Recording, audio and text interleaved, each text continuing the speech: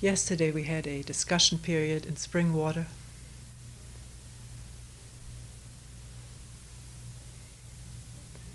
And at one point somebody asked,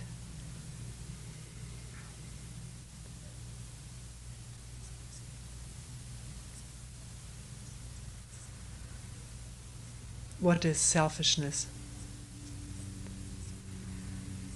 It's talked about a lot. This person said, and yet I wonder whether when we talk about our selfishness or other people's selfishness, we're just talking conceptually.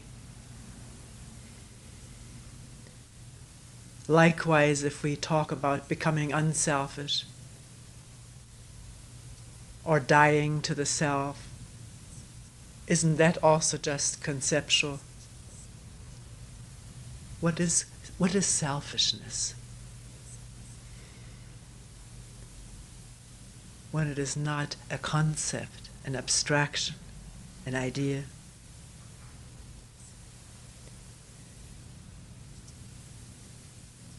We didn't pursue it because the discussion shifted to something else. Maybe not without reason.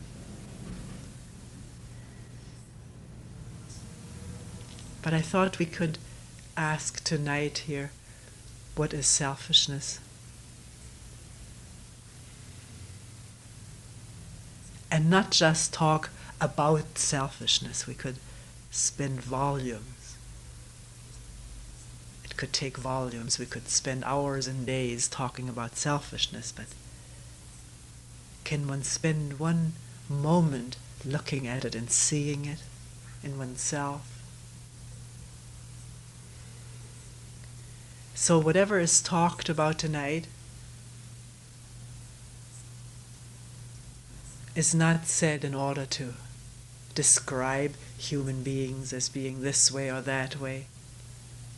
We're not judging selfishness as being bad or human nature, natural.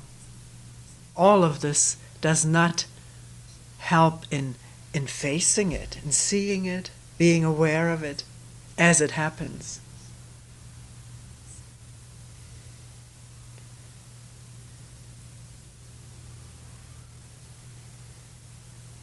So please don't think that I'm negative about human beings, or could be more positive in talking about other things. That's not the point of these talks. The point of these talks is to become aware, to be aware of what is actually happening, taking place as we live.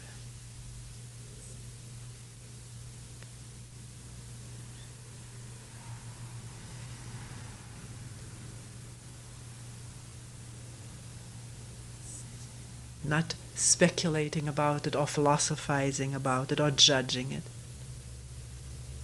but an awareness that is free from all reaction, for or against.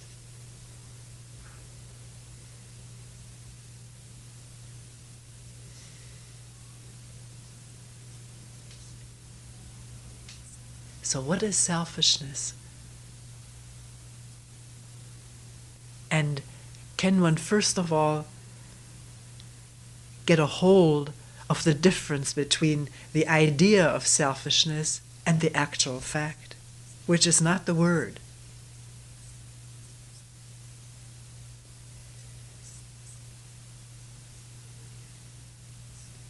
We're all very familiar with the word.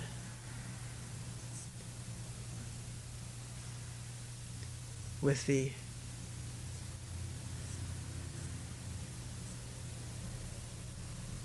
judgmentalness that the word evokes.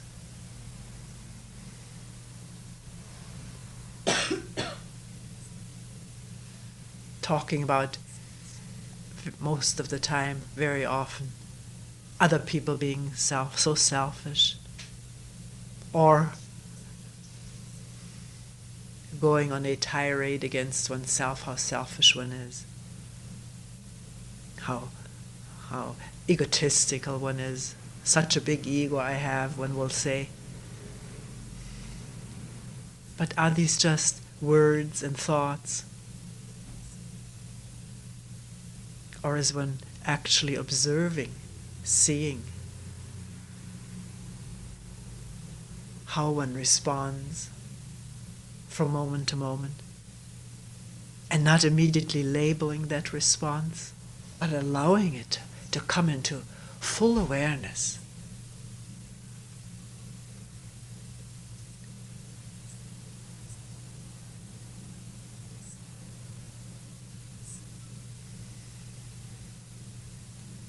One can repent of selfishness, one can regret it, one can resolve to become unselfish, one can confess selfishness. But is this all in the realm of thinking, remembering and imagining what one is like and shouldn't be like and should rather be like?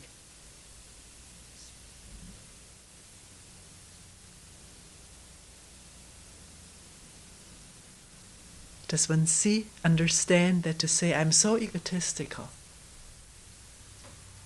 oh, he is so selfish, he always just thinks about himself, that this is the operation of thought, of memory and thought, which is quite different from being aware at the moment it happens of, let's say there is a conversation going on among people, and one cannot wait but get into this, sort of produce oneself,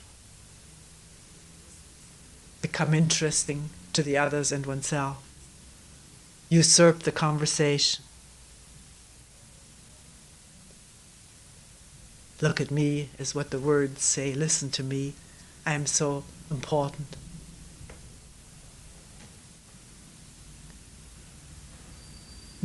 I'm not saying this is bad, but can one become aware when this is happening? Usually when this is happening, there's no awareness. There's a total absorption in this movement of being somebody or becoming somebody in the eyes and ears of others, in the minds of others, and therefore in one's own mind.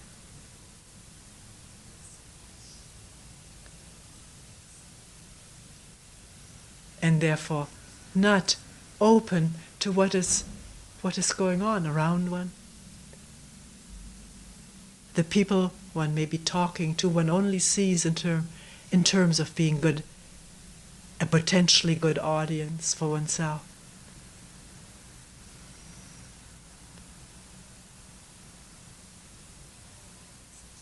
Maybe influencing people to like one, to think highly of one. To see that, to become aware of it when it goes on, and not to immediately label it with anything. That's a step away from the direct observation, from the direct seeing of what is going on. When anger arises, can that come into immediate awareness, not partially saying, well, I'm always angry, here I go again. That's talking about it, that's thinking about it and reacting to it. It's not the falling off of all reaction to it, of all escape from it, and allowing this emotion that has been triggered to be seen.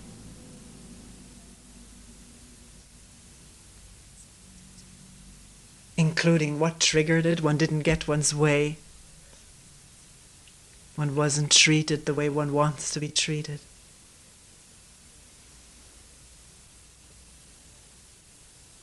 One wasn't informed of something one wanted to have been informed about. One wasn't respected. something went against one's grain.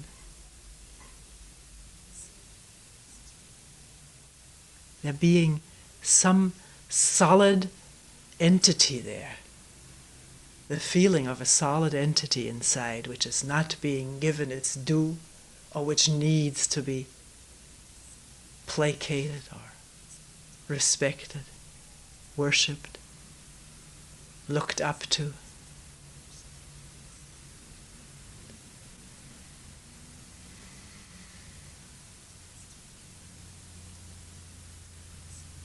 Or the opposite of it.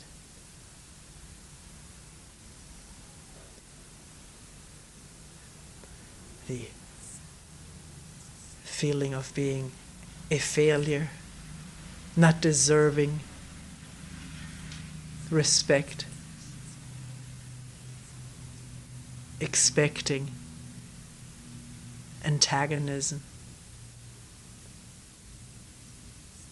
expecting not to be liked, the fear of that.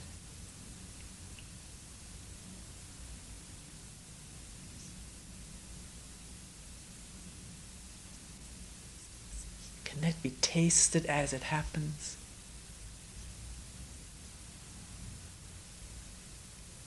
Immediately felt, seen, listened to, allowed to show itself.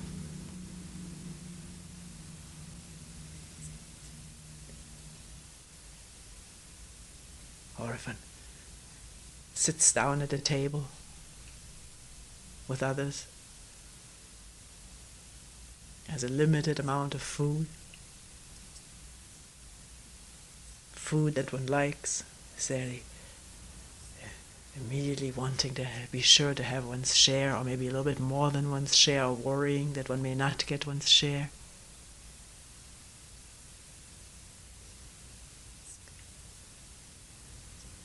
As one is eating food that tastes good, that one relishes, thinking of needing more of it, and not tasting what is there in the mouth at this moment, the thoughts concerned with getting more.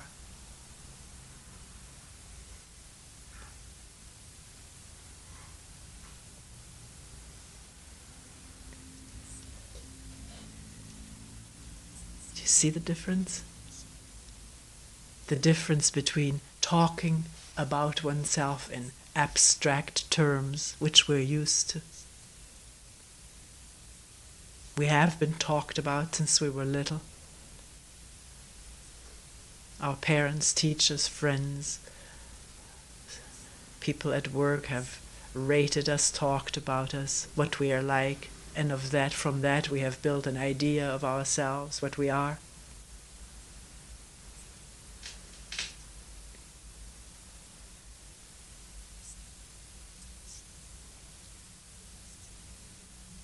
What are we? Actually, in relationship, this moment, the next moment. What are our actions? How do we talk? What thoughts come up? How do we move about? How do we gesture? Not critically asking this question, but with wonderment. Because we're not aware of it most of the time. We're completely absorbed without awareness in our habitual responses, our habitual reactions. It's a tremendous thing to dawn upon one what one is just doing right now. And not just being pushed and pulled compulsively into the words, the actions, the responses.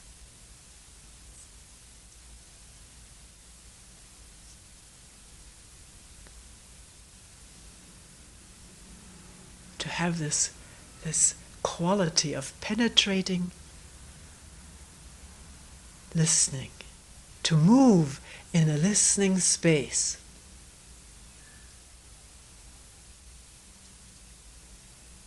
not just of what the others are like, and their suspicious or protective, defensive, which is also habitual, of what he may do or she may say, immediately assuming a defensive posture. But listening for the first time to this drama that is taking place, this well-rehearsed, infinitely rehearsed play that takes place between human beings.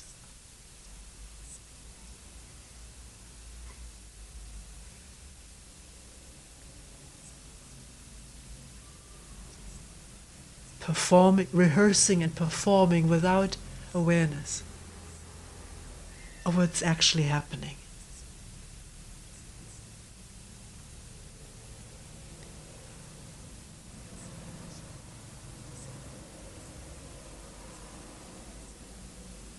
And then if there is a moment of this awareness, perception, call it what you will, the word that we're using is not that actual moment.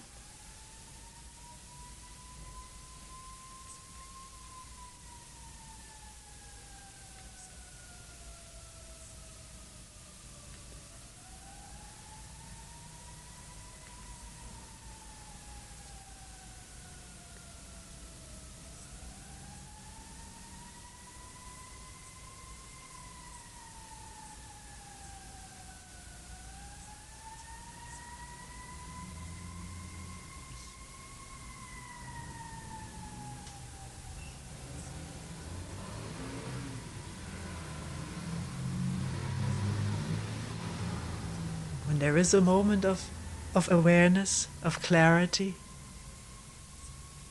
what happens? Can there just be what is happening in all simplicity, without complicating it through reacting against it or for it? Reaction comes faster than thought, but it is thought. I shouldn't be like this. Or it's natural to be like this, or other people are like this too. Then there's removal again into the realm of thought and idea, which is not awareness.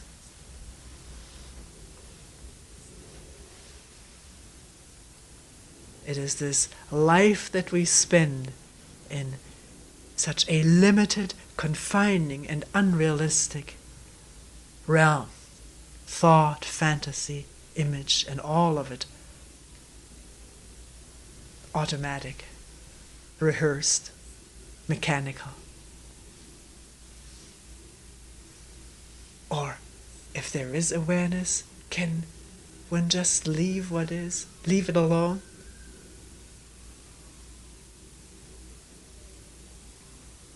And remain with the openness, not knowing what is going to be next, not judging. If a judgment has happened, can that too be seen? Without doing a thing about it.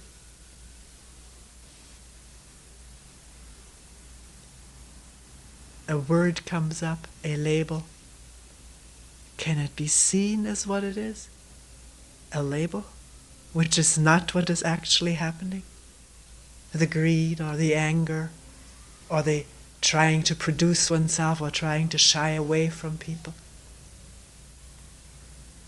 The immediacy of that. Or is one immediately thinking, oh yes, this comes because of what happened in my childhood?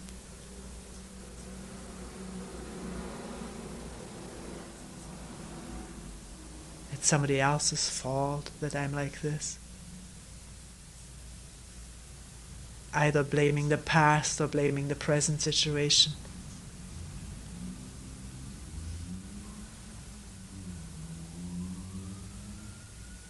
That's all escape. Can that be seen? What happened, happened. Can it be allowed to have happened? and to understand it, see it without any movement away from it. It takes tremendous energy, the energy of attention, where energy does not wander off into the infinite channels of thought about what is happening, about what happened, or about what is going to happen, but just accumulates, gathers in what is happening.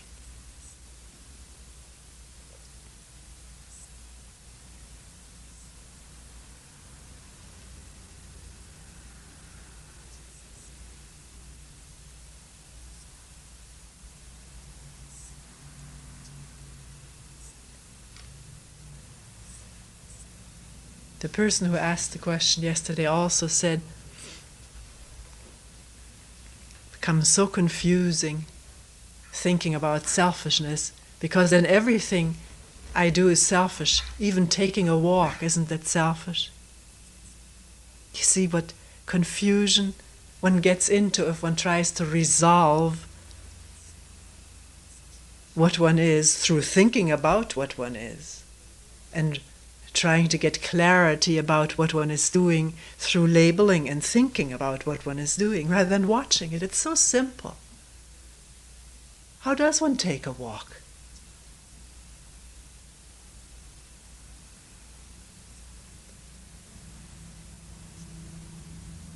Is the mind totally occupied with one's problems, one's desires, one's resentments, fears, anticipations? Then one isn't even walking. The legs may be moving. But there's no awareness, no openness to every step. The people going by, the sound of the cars, the trees, the leaves, the sky overhead, the air, the smell of the exhaust. If it's in the city, or the freshness of the moist earth, if it's in the country after a rain.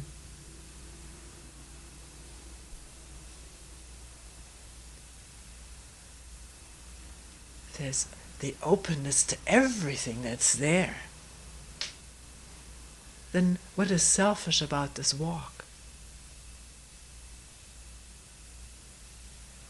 But if one thinks, how selfish of me to walk, I should be doing something for others, that is idea. That is thought. And thought can never clarify, it just gets us confused about what we should be doing and should not be doing.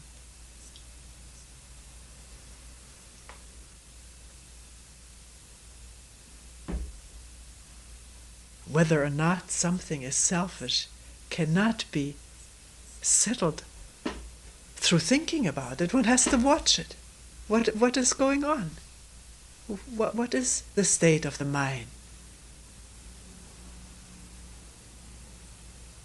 Just encapsulated in me and mine, or open to what's there, inside and out, the thoughts that may be going on, the feelings, and the expression on the face of someone walking by.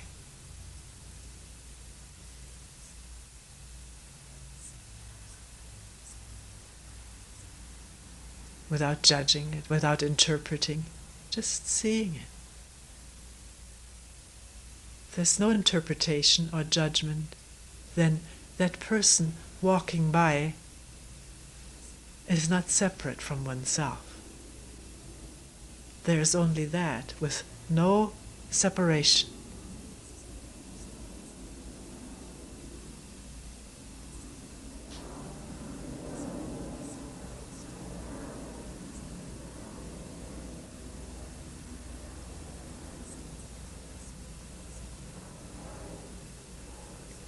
We've had so much indoctrination about what is selfishness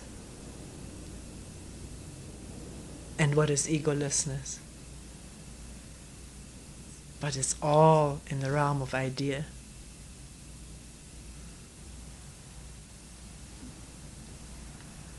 One person asked recently, is it selfish to look forward to something? What's wrong with looking forward to something? Is it really selfish?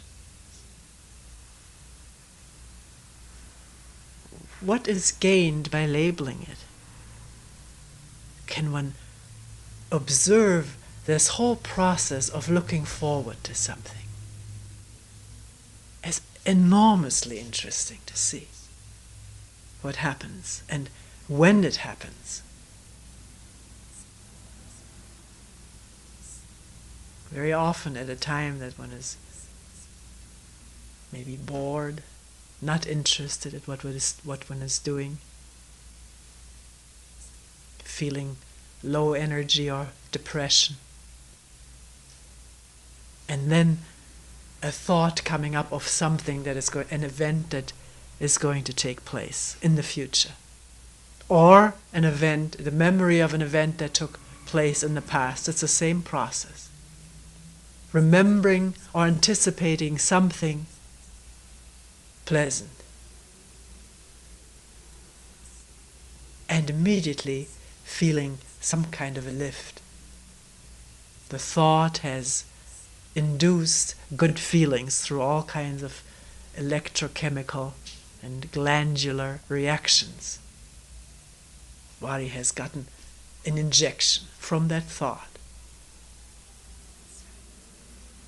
Or a whole series, a whole train of thought. It usually doesn't stay with one thought. It goes on, one thought giving birth to another. And the addiction to that process, to the effect of fantasy, of past, of future, pleasant memories and anticipations, the addiction to that, because it gives a fix, it is a fix for the body and mind.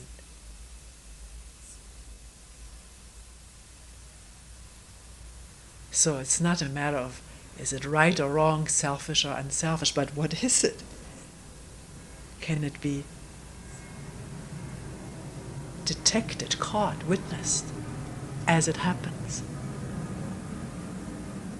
And if there is attention,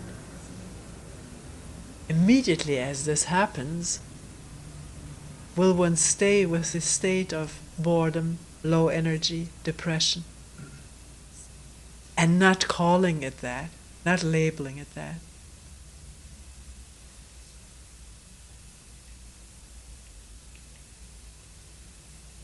Just staying, remaining with it because it's there. Which is a state of no conflict, no division, no escape, no me that is looking for a better state. I don't like this, I want something else. Usually it's not even a conscious decision like this. The memory pops up, the anticipation. And all systems are go away from here.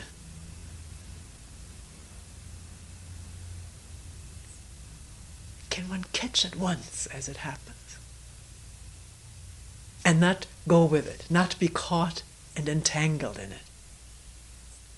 And with that, we're not talking about mind control, trying to suppress a pleasurable thought, but see it for what it is. A thought with physical, eliciting physical responses, well-being or fear or anger, and always away from what was going on at that moment before the thought arose.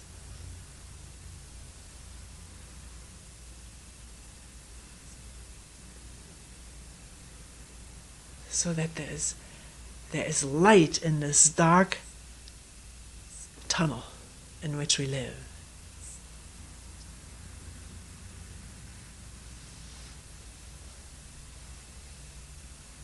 The light of awareness and attention. Not judgment. That's a tunnel. That's dark. As dark as the tunnel that one judged a minute ago or a second ago.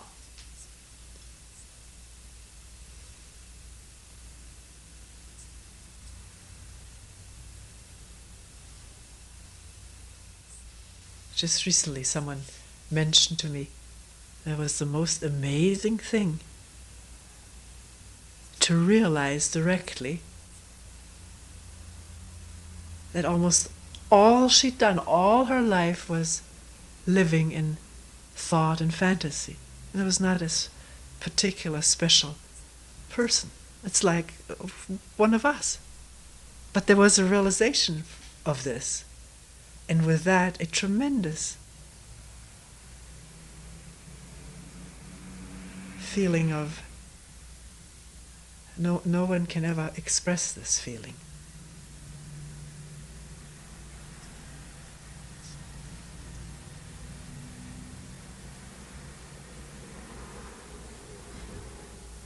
That differentiates it from just thinking about how selfish one is or how absorbed in thought. That brings no release. It's not freeing. It's only insight, seeing, that is freeing.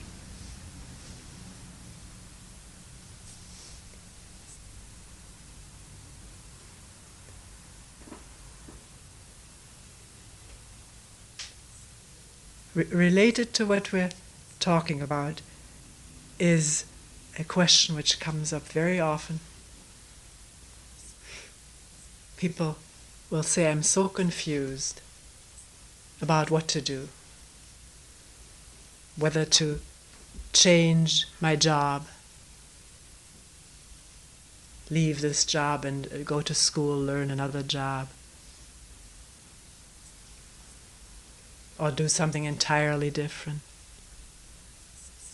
I don't know how to choose, I'm confused, I don't know what to do. Or just the other day a person said, I don't know whether I should go back to where I'm living, or whether I should stay here at the center, this was in Springwater, or whether I should just go traveling. I'm so confused. It usually goes along with this vacillating between different choices.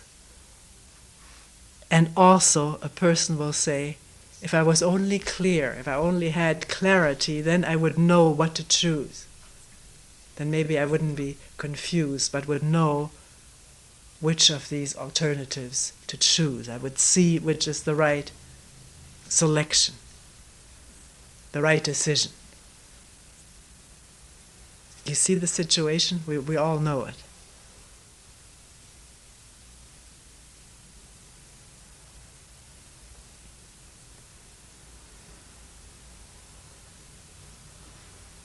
Should I go to the movies or rather go to sleep and get some rest? I'm tired. I'm confused of what to do. If I was only clear, I would know what to do.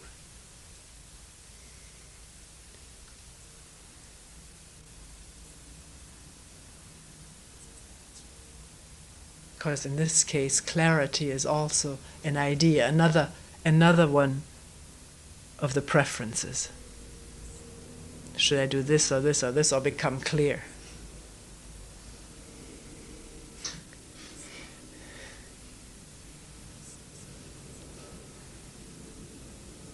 You see, at that moment, it's just another image.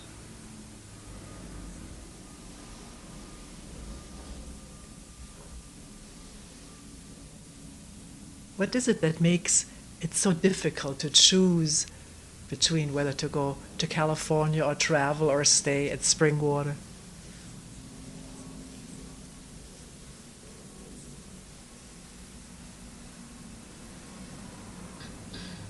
Whether to keep the job or change the job, get a different one.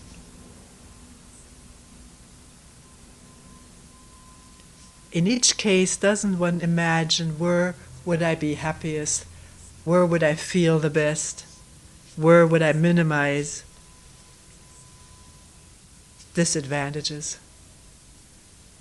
for myself?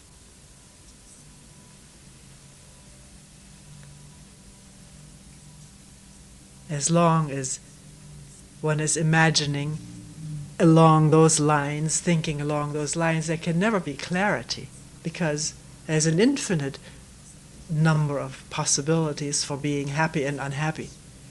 And whether they will actually turn out this way, we don't even know. We can imagine where we would be happier. But whether this will actually be so eludes us totally. We don't know. How can we know?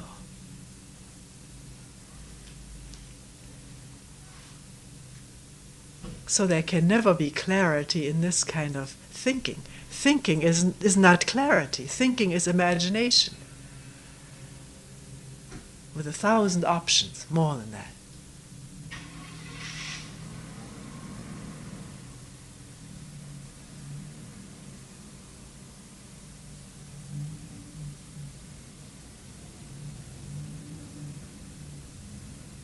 One may finally reach a decision, and then doing what one is doing, thinking, if I had only done the other thing, then maybe I would have been happier.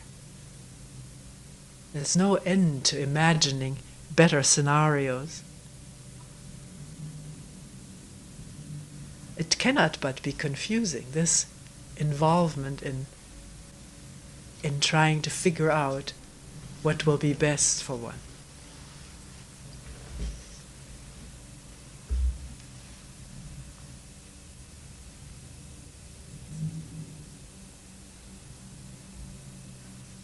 Because we do have to make decisions. We have to decide what to do to earn a living, where to live.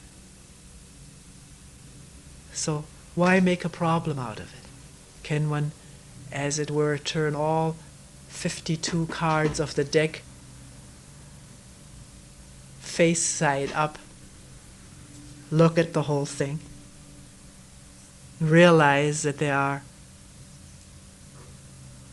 totally imponderable variables one doesn't know, and yet certain things one knows. One knows one's state of health and what one enjoys doing from the past.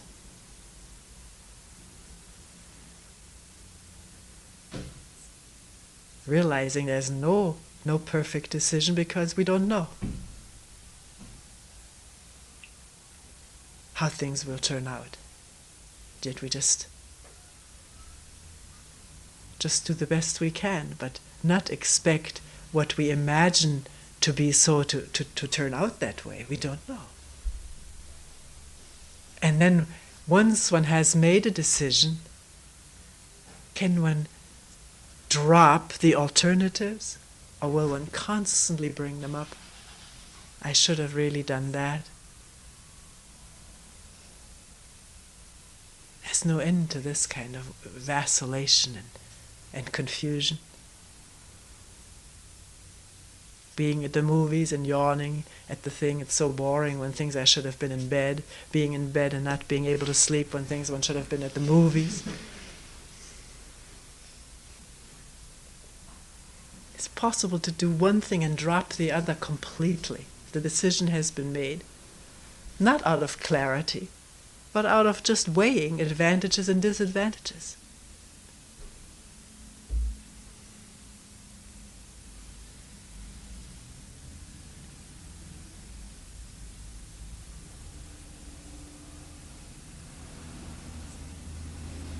So what is clarity?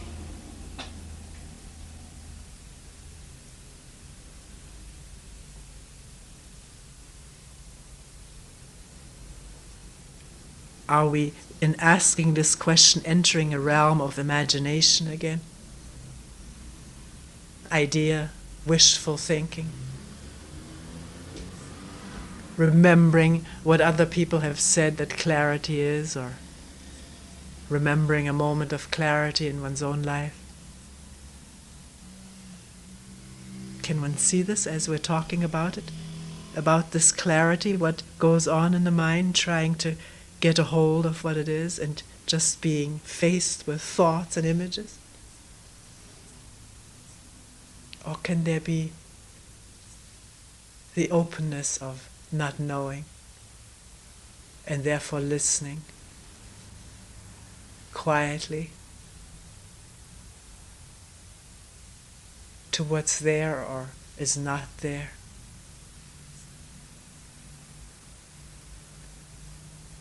Not wanting anything of what's there, but listening. Not listening to it, but listening.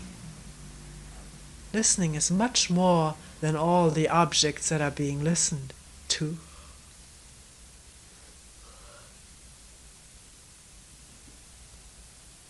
It has nothing to do with me and my preferences, or wants, or fears.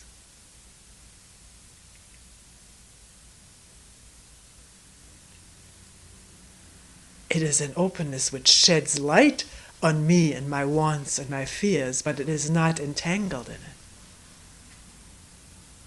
It is not confused by it, not deceived by it.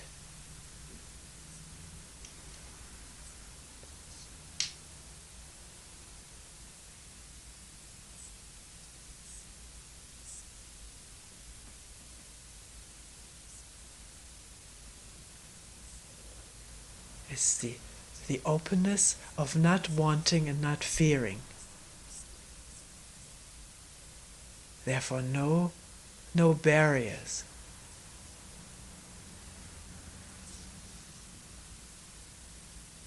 If a want is coming up, I want that state, can that immediately be seen? When one is aware of it, I want. It's a thought, a word. How can I get that? It's there to be noticed.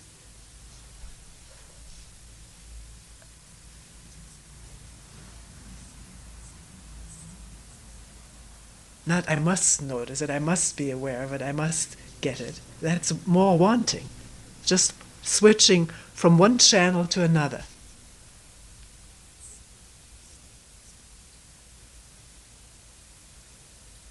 I want awareness, but I must practice to get that awareness.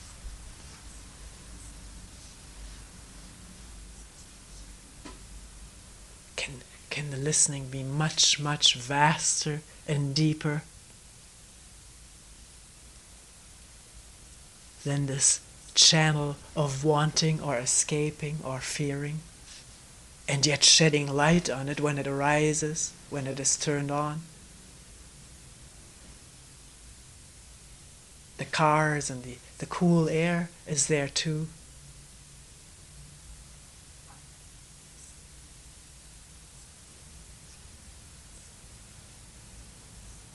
Movement of a leg here and a piece of clothing there. A yawn or a breathing, it's all there.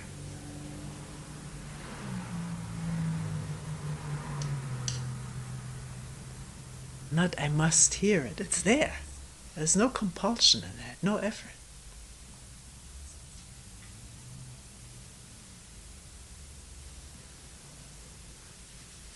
No one has ever had to tell us how to do that.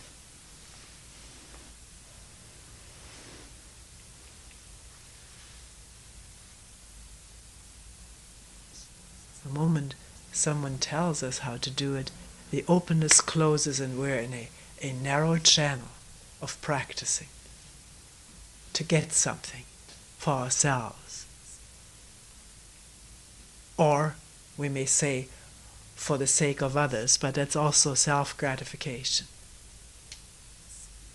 I feel better if I do something for others, and I won't feel so depressed about myself being so useless or unworthy.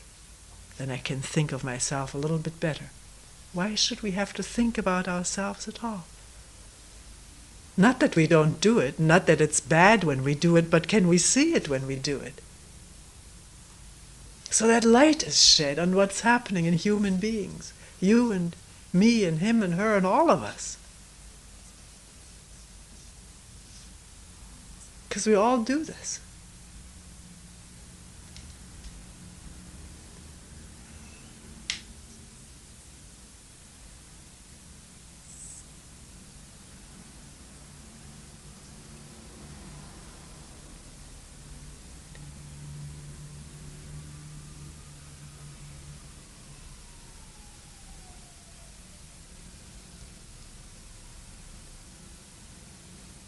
Can we listen to all of these sounds without differentiating between them verbally, and yet they're all different? No one has taught us to hear a siren as different from a car sound. We may not know what one is or the other, we may not have a word for it, but there it is, in all its variety, and yet one whole listening space with no borderlines, inside or out, unless I want something of it. Oh, I'm afraid of it, or I'm angry at it, feeling this distracts my meditation. Then I set myself up as a meditator. In my mind, in my imagination. And to that identity I cling. It gives me something to think about, something to be attached to. A new role in life, which is otherwise so boring or so depressing.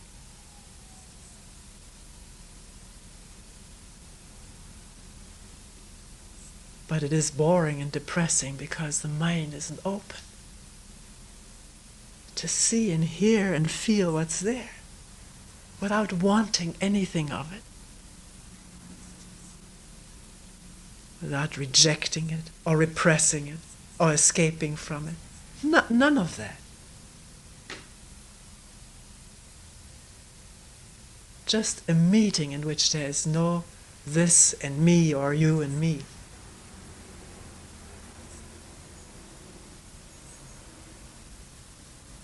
Not the idea of it, but the actuality of it. Listen.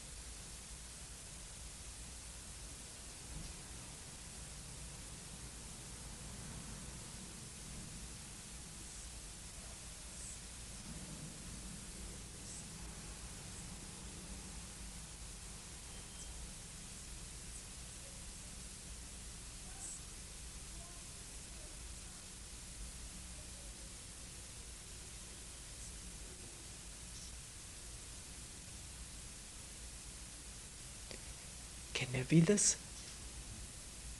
this open listening and attending,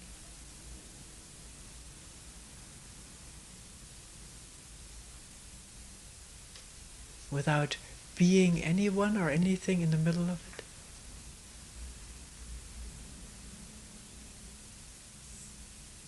No thought of oneself as a listener.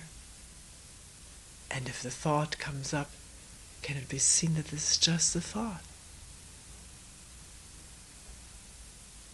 The listening is not a thought. It's what's there.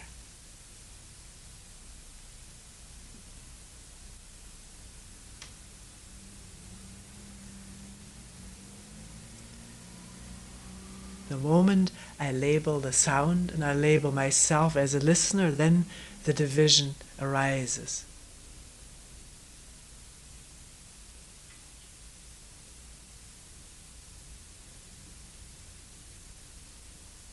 I'm here and that's there. I'm inside and that's outside. But without these words, without these thoughts, can one listen afresh? Without trying to do it?